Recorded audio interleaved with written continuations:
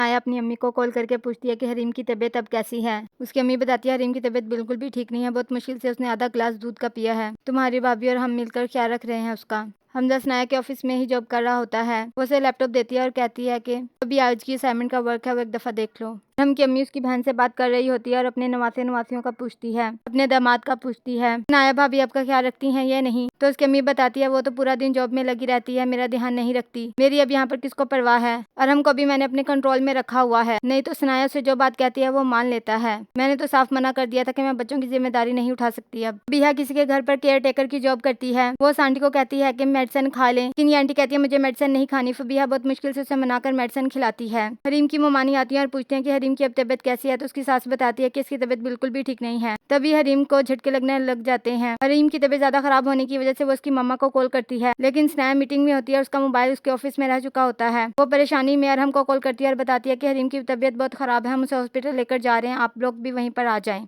Sneha meeting में होती है, उसे अपने मोबाइल का पता नहीं होता कि वहाँ पर कॉल आ रही है। वो अपनी मीटिंग से फारिग होकर बाहर जाती है। स्नेहा का बॉस कहता है आपने बहुत अच्छी प्रेजेंटेशन दी है, ये कॉन्ट्रैक्ट हमें ही मिलेगा। स्नेहा अपनी अम्मी को कॉल करती है कि आपकी इतनी कॉल्स आई हुई हैं, तो उसे बताती है कि हरीम की तबीयत बहुत खराब है, तुम जल्दी से हॉस्पिटल आ जाओ। स्नेहा की अम्मी बहुत ज्यादा रो रही होती है कि स्नेहा मेरे भरोसे पर अपनी बच्ची को छोड़कर गई थी, मैं अब उसे क्या जवाब दूंगी। हम कहते हैं मेरी बेटी को क्या हुआ है। कहते हैं हौसला लेकर डॉक्टर चेक कर रहे हैं। तभी डॉक्टर आती हैं और बताती हैं कि उन्हें टाइम पर मेडिसिन नहीं दी गई, इसलिए उनका बुखार तेज हो गया है। हमने उसका ट्रीटमेंट कर दिया, लेकिन वो जल्दी ही ठीक हो जाएंगे, आप लोगों को अब टेंशन लेने की जरूरत नहीं है। हारिस और उसकी अम्मी आते हैं। हारिस कहता है मेरी जॉब खत्म हो गई है। तो उसकी सास कहती है अभी तो तुम्हारी जॉब लगी थी 1 महीना पहले। हारिस कहता है ऐसी जॉब करने का मुझे कोई शौक नहीं है। तभी हारिस की अम्मी कहती है कि हम तो चाहते हैं हारिस बाहर चला जाए। फबीहा की अम्मी कहती है कि इतने आसान नहीं है बाहर जाना। हारिस की अम्मी कहती है आपका भाई तो बाहर गया हुआ है ना, ये हारिस को बुला सकता है। फबीहा की अम्मी कहती है कि हमारा अब उनसे कोई ताल्लुक नहीं है। हादी स्कूल में अकेला होता है, उसके माँ बाप भूल चुके होते हैं कि वो स्कूल में है। उसे बहुत ज्यादा भूख लग रही होती है, तभी उसका दोस्त उसे लंच देता है अपना, कहता है तुम ये खा सकते हो। हादी की स्कूल टीचर अरहम को कॉल करके बताती है कि सब स्कूल के बच्चे जा चुके हैं, आप अब तक हादी को लेने नहीं आए।